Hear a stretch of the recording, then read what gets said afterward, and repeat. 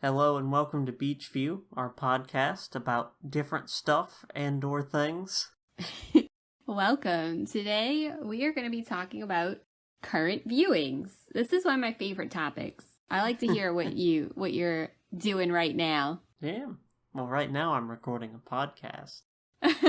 That should be one of our current viewings. So what have you been getting into lately? Okay, so my first current viewing is an album, Ooh. which is 1,000 Gecs. I finally decided to give it a listen after our last episode. Oh, so you had never listened to the whole album before? No. Oh, okay. No. I was familiar with the band, obviously. I'd heard a few of their songs, but, I had never, sat down and listened to the album. And after doing that on our mixtape episode, I was like, you know what, I might as well give the album a listen. And what did you think? Yeah, I don't know. So it's one part experimental electronic stuff to, 2 parts that 2000s, early 2010s throwback stuff, like Stupid Horse was. Yeah. Which actually, interestingly, Stupid Horse is the only, rock-influenced song that's... Oh, really? I just assumed, the rest of the album would be kind of the same genre. Well, I knew they were very, electronic heavy. I just didn't realize that, that was their one song that was the rock one. So what were the other ones like? They're all pop stuff, so the genre that they're a part of is called hyperpop, which Wikipedia says it's a maximalist or exaggerated take on pop. Okay, but I've always been under the impression that it was, basically this album, experimental electronic music mixed with, 2000s, early 2010s throwback, pop stuff. Yeah. But anyways, yeah. So, yeah, because this is, I don't have a name for this genre, because I don't know much about it. I couldn't name you any songs or artists. To me, this is, I was just gonna say the same. I've never heard of that. I've never heard of any other, artists who even sounded remotely like that. So, I have no idea about this genre. Or who's in it, how many bands are there? The stuff Stupid Horse was referencing, so... Yeah, that's true. Very true. But yeah, so, the main genre this is referencing, and it's, throwback thing. I refer to it as, YouTube music.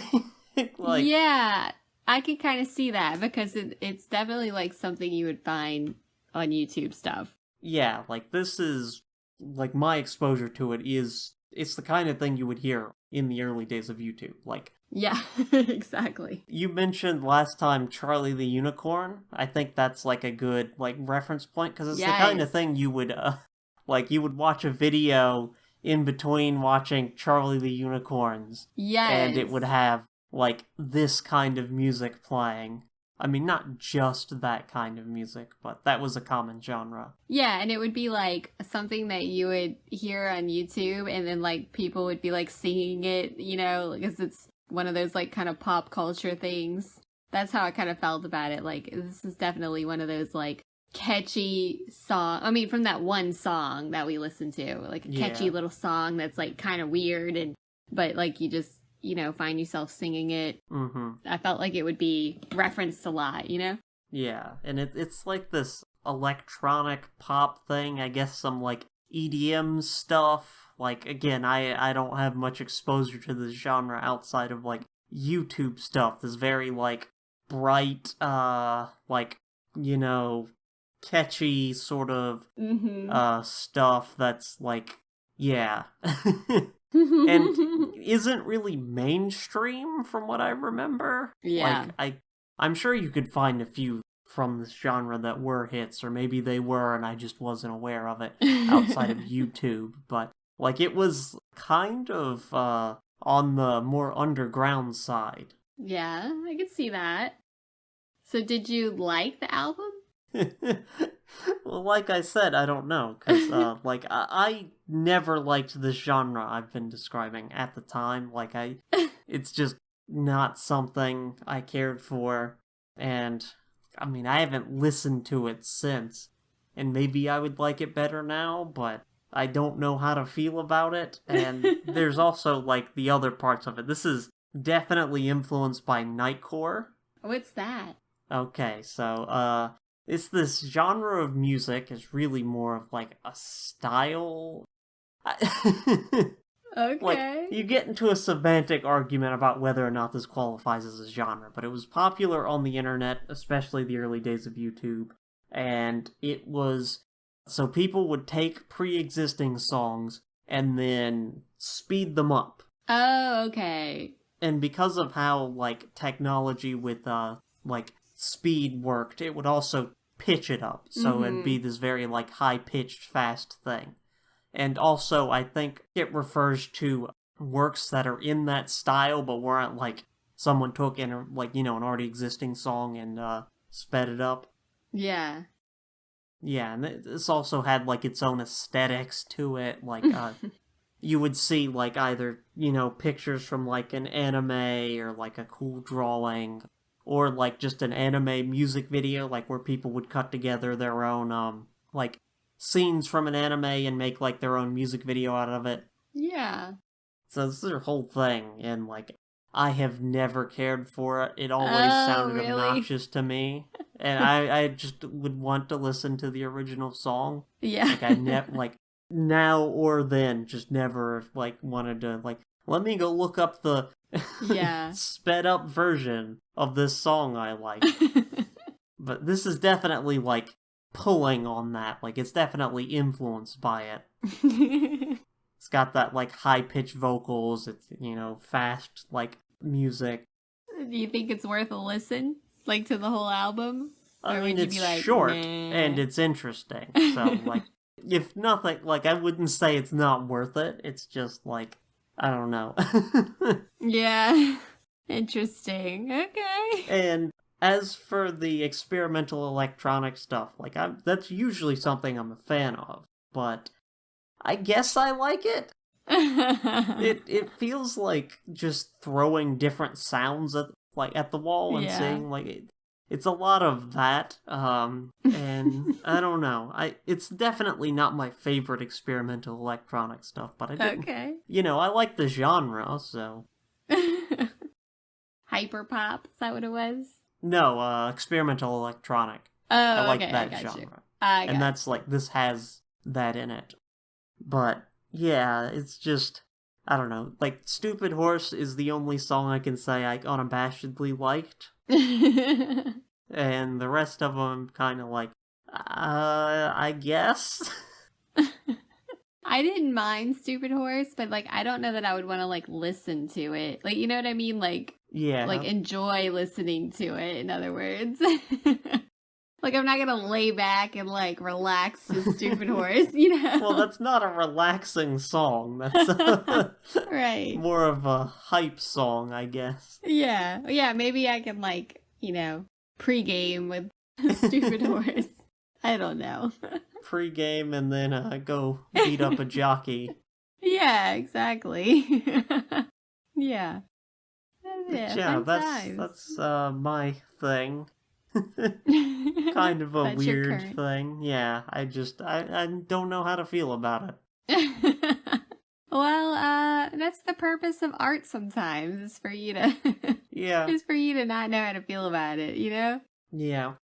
I mean, it's definitely interesting to think about, if nothing else, because I'm definitely yeah, this is definitely the kind of stuff you'd see on YouTube back in the day, and it was Yeah. just thinking about, oh yeah, back in the day, you just, go look up a random, you look up a video about a game or something, and it, because microphones weren't as widespread, and if they were, their quality was often bad, so people would Yes. just put text up and then just put, music in the background.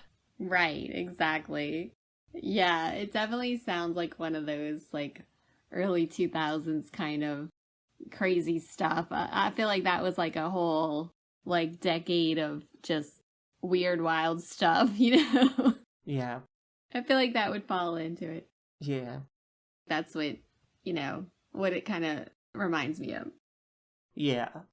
But I feel like, I'd probably like it better if it went more in that, like, what was popular on YouTube direction. Yeah. And, like, hit for, because, there was also stuff like Linkin Park was huge, Green Day was huge, like a bunch of other, like, rock stuff that I think I would like a lot better if it had that in it, too. Yeah, not so much. Well, I'm glad you gave it a listen, Mm-hmm. I feel like the art deserves an audience, whether it's good or bad. So, there you go. Yeah. All right, you ready for me to get into mine? Sure. Okay. So, mine, of course, my current viewing is actually a book. Of course. As it usually is. So, I just read this book. It was kind of like a mystery / thriller, and it was called I Know You Remember. It's by Jennifer Donaldson. Of course, I like the author's name, Jennifer. And I think I mentioned before, I've kind of been getting more into the like mystery thriller, space, because I stopped for a long time reading those because they kind of creep me out a little bit, Mm-hmm. But this one, it wasn't really creepy. It took a while for the plot to build, but it was a little depressing until it got to the end. So basically what happens is there's this girl, Ruthie. She lives in Portland with her mom. They had left her dad was an alcoholic. They had lived in Anchorage, Alaska. Her dad was an alcoholic. The mom took the daughter and left, a few years back. And her mom suddenly dies when they were hiking in Portland. And so Ruthie has to go back to Anchorage and live with her father. Her dad has since been sober, has a new family. Like, she has a stepmom that she's never met who is also an addict, a recovering addict, and a stepsister that she's never met that's around the same age. Well, Ruthie is like kind of excited. She's a little numb from her mom's death, and she's kind of excited because she had made a friend like 3 years previous when her mom had initially moved out from her dad. They lived in this trailer park, and in the trailer park was this girl named Zara. And Ruthie is always kind of like just quiet, and she kind of kept to herself. Obviously, she had some like trauma at home, and she just didn't know how to relate to people. But this girl, Zara, they instantly became like best friends that summer. Because they were both into these like fantasy novels, and like they kind of built this whole fantasy world, and they used this playground as like their kind of, fantasy world. And they started like writing their own book with all these fantastical creatures and stuff. So it was like a whole like fantasy thing. And then Zara had to move, and they ended up not going to school together. So she's kept in touch, but it's just been like text messages here and there. When she goes back, she finds out that Zara is actually missing. And she just went missing like 3 days before she got there. And she had texted Zara, like, I'm coming back. I can't wait to see you. And Zara never replied. She thought that was kind of weird. And then we find out that she's missing. We find out that Zara was at a party. They were drinking and stuff. She got in a huge fight with her boyfriend. And they both left. The boyfriend came back, like he had gone camping or hunting or something. And he comes back and she's not with him. And everybody just assumes she was with him because they made up. But she's not with him. So, of course, they start looking at the boyfriend to see, like, what happened. Did he kill her? Like, is she hidden somewhere? Like, all this stuff. So, Ruthie is, like, not going to stop. She's like, I just lost my mom, not losing my best friend. So, she's, like, searching for this girl. She kind of like makes friends with Zara's friends, but she's finding out like nobody really knows Zara. So it's kind of this mystery. Like, hold on, to her, Zara was like this. Okay. Is this another I made a person up novel? No, it is not. Okay, I had to ask. I was thinking that the whole time. I'm like, is this another one of those novels?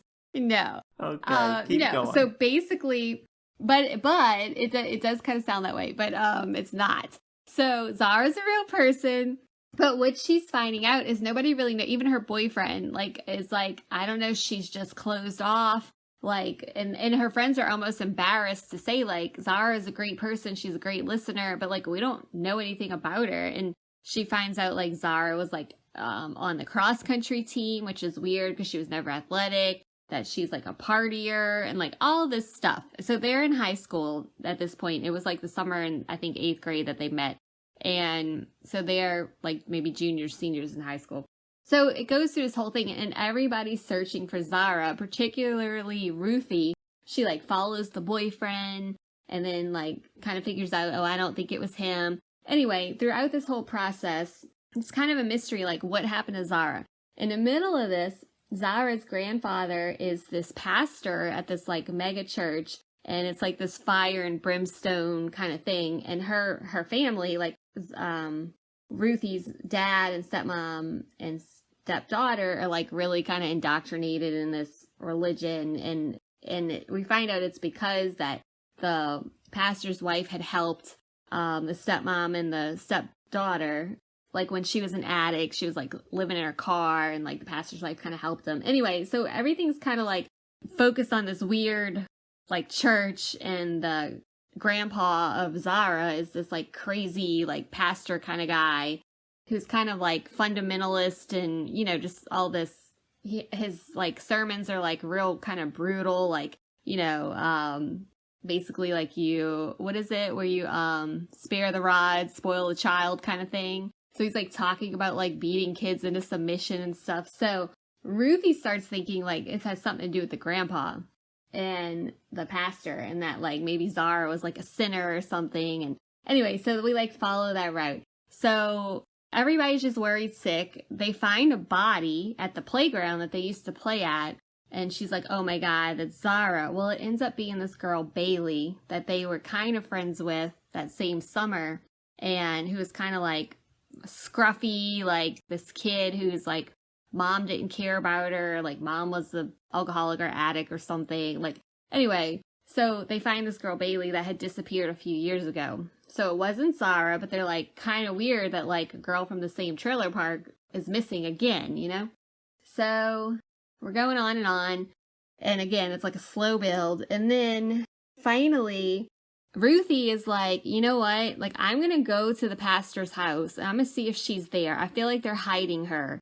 Okay. So she like breaks her way into the house, like the pastor's wife answers, which is Zara's grandmother.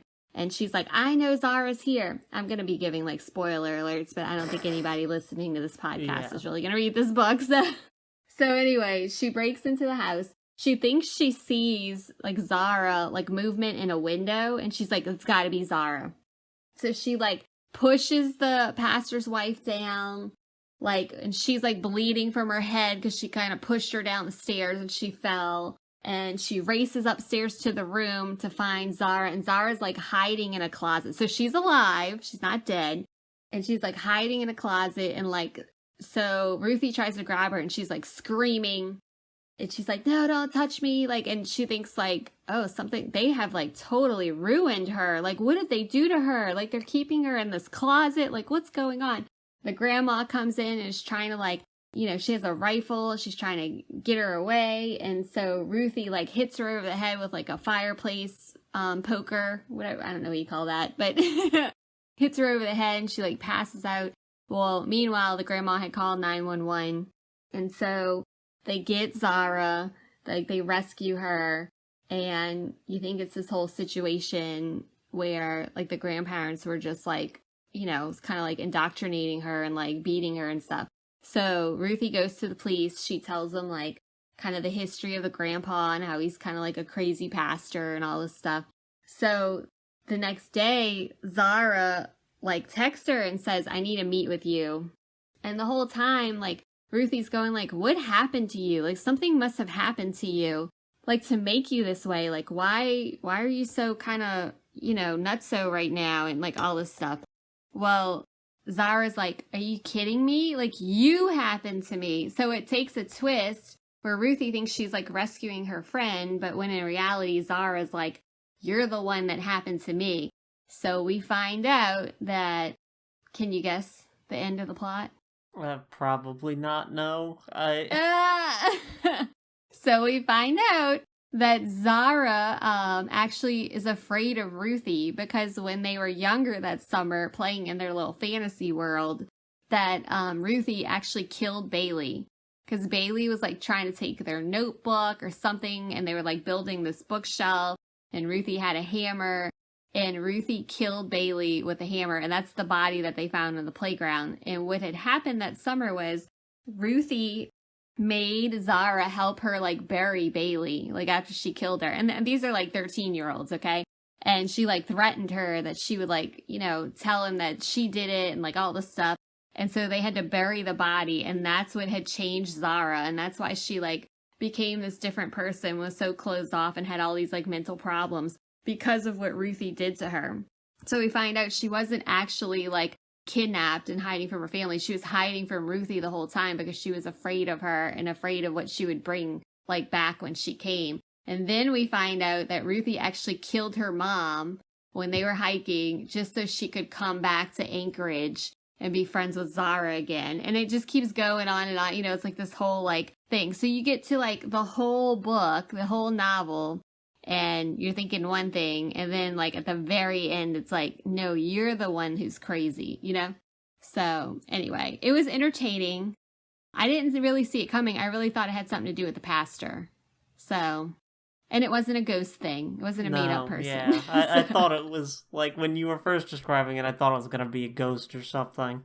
I thought it might have been something like that, because she's like, this is the only girl who ever related to me. And I was like, oh no, not this again. But it wasn't. It wasn't. So, I liked it. It was definitely like a mystery. And the whole time you're like, is she dead? Is she kidnapped? Was it the boyfriend? Was it the pastor? Like, what's going on? You know, so I thought it was pretty good. Normally, I'm like pretty good at like figuring out the plots, you know, like by the time I get to the end, I'm like, oh, this is what's going to happen. But this one, I wasn't like tuned into that. So it was a bit of a surprise to me too.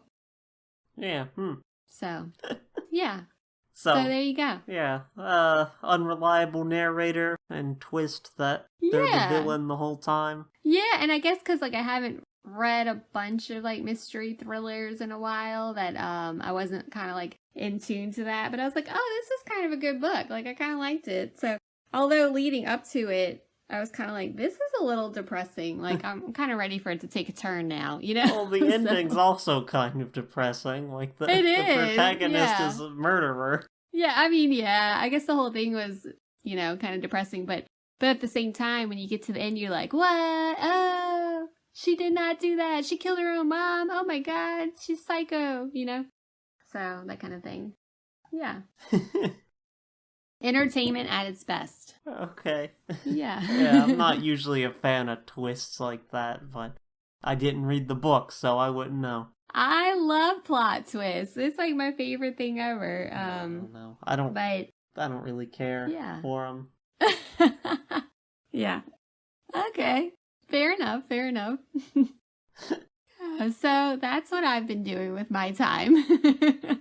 All right. Well, my next thing, current viewing, it's Oh. also kind of a mystery. Oh. So I watched The Batman, which is the new Batman movie. With Robert Pattinson? Yes, it released on streaming like a week ago, maybe? Okay. It was really recently. But, so I decided to check it out. You know, people have been saying good things about it when it released in theaters. So I was like, yeah, I'll watch that. Yeah, it's, I liked it.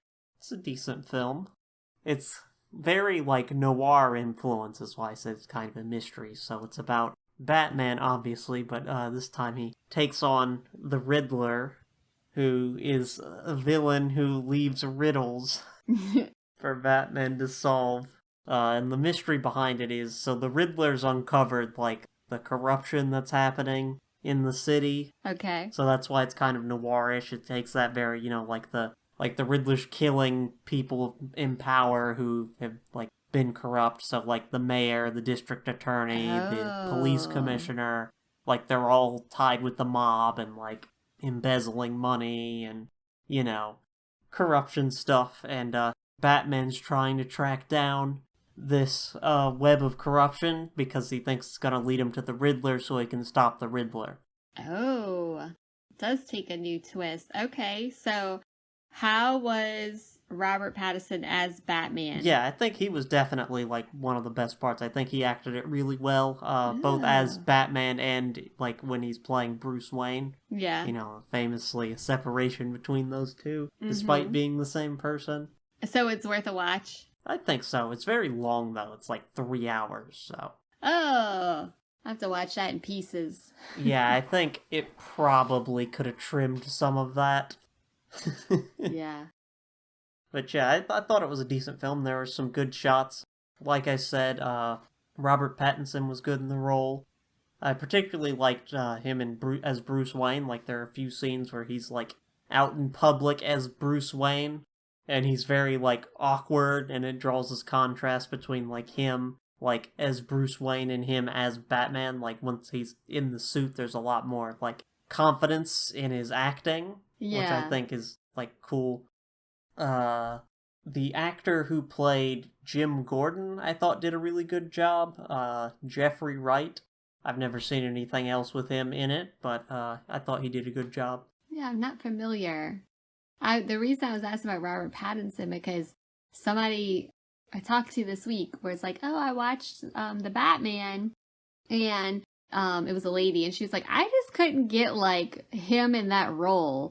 Like it's just like he's not Batman to me, and I was like, oh, okay, I've never seen it, so I mean I've saw like the Yeah. old, movies way back in the There's day. several Batmans. Yeah, several Batmans ago, but so that's why I was curious as to what you thought. I mean, that people were saying that from like the outset. Like Yeah. once he was announced as like that he was being cast, people were saying they don't really see him in that role. But I thought like watching the film he did a good job. Good. I'll have to watch it. I'm not like a huge fan of his, which the only reason why is because do you remember all the Twilight movies, right? Yes. And he like kind of famously like afterward like did interviews about like how basically he like hated playing that part and just like kind of just thought it was like awful, and I was kind of like, why would you take that role in such Money. a big movie franchise at the time and then like disparage it? Like, you got paid, bro. Like, you know how I am about that. I'm just like, take your paycheck and just be quiet about how terrible you thought it was. I think You know? maybe part of that was like, because at the time there was this huge backlash to Twilight. Yes. That was like, Yeah. I mean, I'm sure he genuinely believed the stuff he said, but that's like an easy way to get in people's good graces. Right, that's true. 'Cause, like, yeah. A lot of people were making fun of like him and Kristen Stewart for being the leads in that series. Isn't that terrible though? Like, why do people have to make fun? But Yeah. So I never liked how he was just like, "Oh, it's terrible," and I'm just like, that movie paid you, like, and catapulted you to more fame. So be quiet. Yeah. I don't know. I think you can act in something and still think it's bad. I don't think that's like a. I don't know. I just think it's like you're being an ingrate. Like, you're not, like, you should be grateful for that experience. Like, not everybody gets paid millions of dollars to do a bad movie, so be quiet. You know what I mean? Like, that's how I feel. I don't know. I don't know. I don't think, like, because I think about it, like, if someone asked me what my opinion is on, like, whatever movie and I thought it was bad, I don't feel any sort of way about saying, yeah, I think it's bad. Yeah, I guess so, but I don't know. I was just like, be quiet, sit down, no. But anyway, getting back to the topic at hand, that's why I was kind of curious of how he did as the Batman. Yeah. Yeah, I thought he did decent. Good job of it. I think honestly, he's probably, like, the best part of it. Yeah. Like, as far as acting goes. Well, I like all the Batman movies. I don't really watch them, but just the idea of them, because when I was little, I'm talking like 5 years old, Batman was like this huge thing, and everybody wore like Batman shirts and stuff like, I mean, like even like adults at the time like wore Batman shirts and all this stuff. And I was in the hospital one time and Batman came to visit me. So I just thought that was like the coolest thing. So I have like this, kind of fond memories of Batman. So I definitely need to get into it. But at one point, wasn't there one called like The Dark Knight or something? Yep. Yeah, I watched it with Travis and he kept falling asleep. And so I literally watched the movie like 3 times. And because every time we'd watch it, like he would fall asleep and I like wouldn't realize. He's like, let's finish watching it, again. And so I'm like, after that, I'm like, I'm not watching Batman again. I'm not doing it. I just watched this movie 3 times.